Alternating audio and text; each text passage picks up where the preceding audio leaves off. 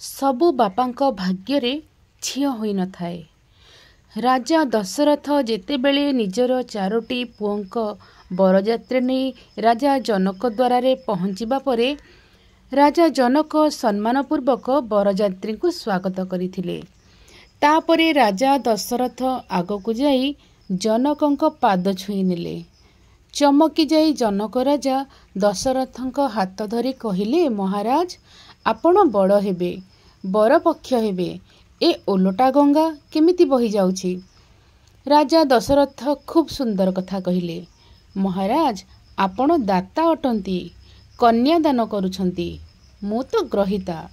आपणक कन्या को नेबाकू आसी अछि। एबे आपण कुहंतु ना दाता एवं ग्रहितांक मध्यरु किए बड़? एहा सुनी राजा जनकंक आखिरु लुह झरिबाकू लागिला। भाग्यवान से अटे जहा घरे अछंती कन्या। सबु कन्याक भाग्यरे पिता होई थांती, किंतु सबु पितांक भाग्यरे झियो होई न थाए।